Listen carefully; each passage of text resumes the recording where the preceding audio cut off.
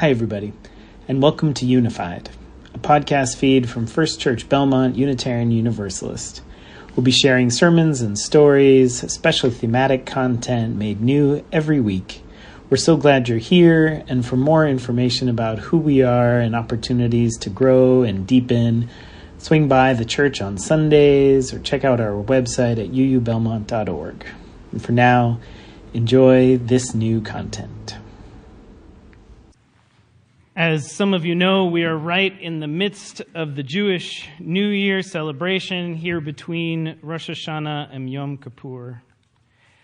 Many years ago, when I was in seminary, I had a good friend who was studying to be a rabbi.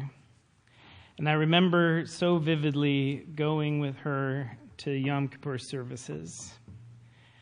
Part of the process every year is taking a look at the last year, seeing where you might have fallen short, and trying, if you can, to make it right. And you have a week. Or to be fair, you have the time leading up to this week also because you know it is coming. But there's something so beautiful to me about this time of reflection and active atonement. These are the words of the Velveteen Rabbi, a blogger and spiritual director worth a Google. She says, the Talmud teaches Yom Kippur does not forgive transgressions between people unless they seek forgiveness. Or in the words of Rabbi Danya Rutenberg, the holy atonement reset button doesn't work until we've cleaned up our own mess. The Velveteen Rabbi continues, according to Maimonides, a person doesn't just mess up, mumble sorry, and get on with it. They're not entitled to forgiveness unless they've done the work of repair. And not necessarily entitled to forgiveness even if they had. Another human being's suffering is not magically erased because the person who caused it says they didn't mean to do it. This is true in our personal lives. Politicians caught saying racist things, celebrities named as sexual abusers. So many situations we see over and over. Fixing damage involves taking specific steps.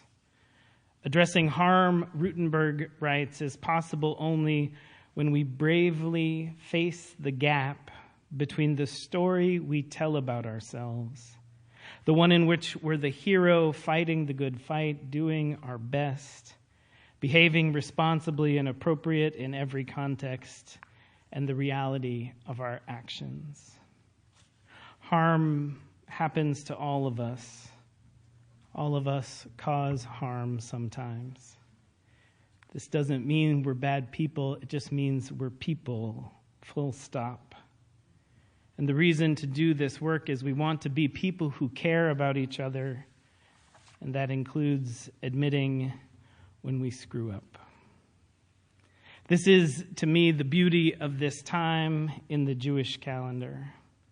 An opportunity to face bravely the gap between our story and the reality of our actions. Knowing that we are people, knowing that we will fall short, that we will make mistakes, and then, most importantly, seeking to make it right. Actively cleaning up our own messes and unleashing the holy atonement reset button.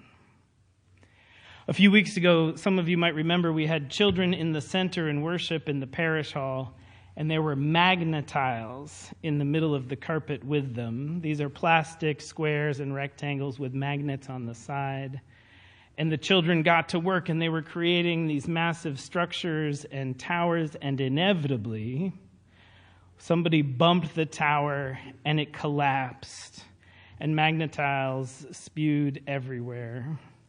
And when it fell, having been knocked over by one of our kids, I waited for the reaction of the other, and magically they just shrugged and got to the holy work of rebuilding.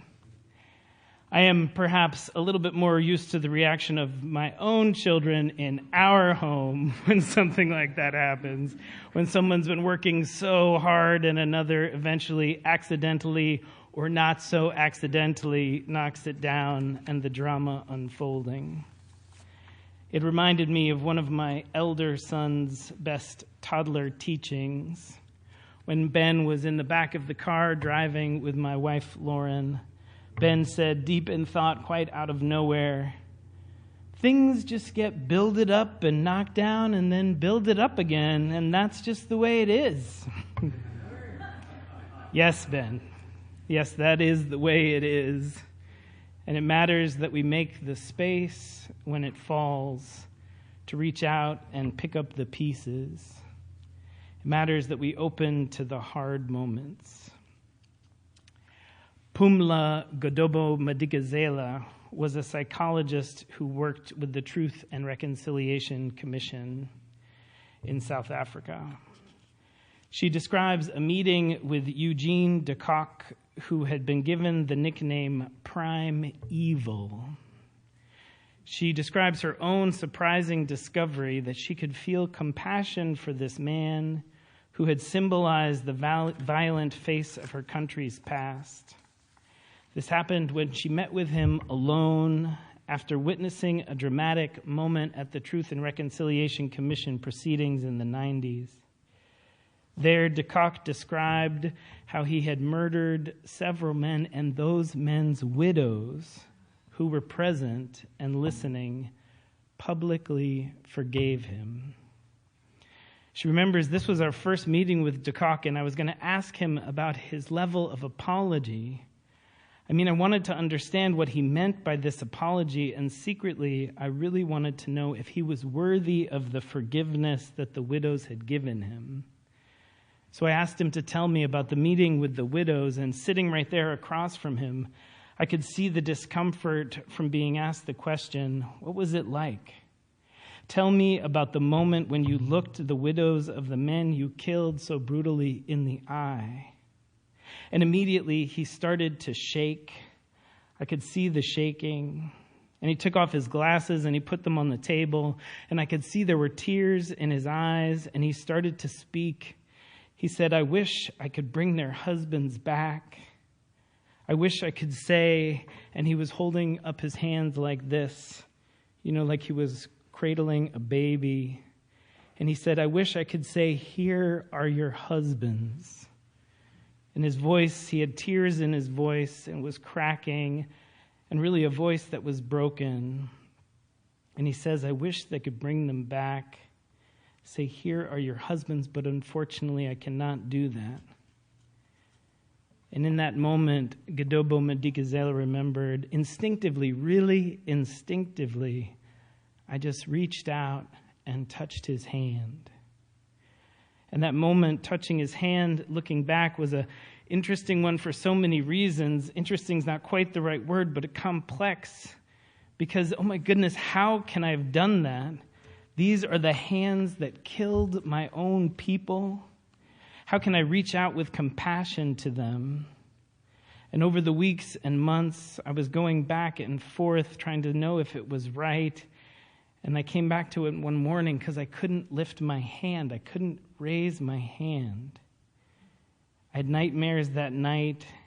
And 2 weeks later, de Kock came to the offices of the Truth and Reconciliation Commission, and he asked to see me. And I went up to where the perpetrators were, and I walked into this room, and he rushes over to greet me, and he said, "Pumla, thank you for the other day," by which he means reaching out and comforting him. And he looks at me and he says, "Pumla, do you know that that was my trigger hand you had touched?" Just those words. She concludes, "I realized that he was crying out, that he was saying, 'Yes, this was my trigger hand, but thank you. You came and entered into my world to understand me.'" Most of us, of course, have done nothing remotely as cruel or destructive as de Kock. And oddly, the process is the same. owning the situation, speaking the truth of it, making it right if we can, and if we can't, opening to the full truth of it and making a new way. We enter that brave space of truth-telling, of freedom. We take a brave and searching inventory of all we have done, and we open to the new ways of being which await us. Recently, I discovered a new poet, a treat to me. Her name is Rosemary Watola Tromer, and she was being interviewed by the meditation teacher Tara Brach. And she told the story of her grief after her son had killed himself. She speaks so beautifully of her grieving. And in this sweet poem, she tells the story of a shift. It's called The Invitation. 2 nights after he died, all night I heard the same one-line story on repeat. I am the woman whose son took his life. The words felt full of self-pity, filled me with hopelessness and doom. And then a voice came, a woman's voice, just before dawn, and it gave me a new shade of truth. I am the woman who learns how to love him now that he's gone. It did not change the facts, but it changed everything about how I met the facts. Over 100 days later, I'm still learning what it means to love him, how love is an ocean, a wildfire, a crumb, how commitment to love changes me, changes everyone, invites us to bring our best. Love is wine, is trampoline, is an infinite song with a chorus in which I am sung. I am the woman who learns to love him now that he's gone. May I always be learning how to love like a cave, like a rough-legged hawk, like the sun. This speaks to the transformative space of atonement. We are no longer just the people who have toppled the tower, not just those who have rolled our porcupine sibling down the hall, but we are also the ones who find a way forward and a way through. We are the ones who have chosen to see the truth for what it is. We are the ones who have chosen to make it right. And so, this Yom Kippur, what mess awaits your cleanup before you push the holy atonement reset button? What hand can you reach out to? Sometimes it seems that our spiritual growth is large and dramatic. Sometimes we are swept up in rapturous meditations. Sometimes we reconnect with long-lost truths. Sometimes spiritual growth is large. And just as often, and maybe more powerfully, our spiritual growth is small and deliberate. It is choosing to see with clear eyes these lives and their invitations over and over to our better and best selves. One step, one baby step closer to who we long to be. And this is the gentle genius of this holiday. Every year, another invitation to return. Every year, another invitation to make the space, to make it right. To bravely face the gap between the story we tell about ourselves and the truth of who we are. And then taking those precious next steps toward deeper truth, toward authentic healing, toward the holy work before us. Amen.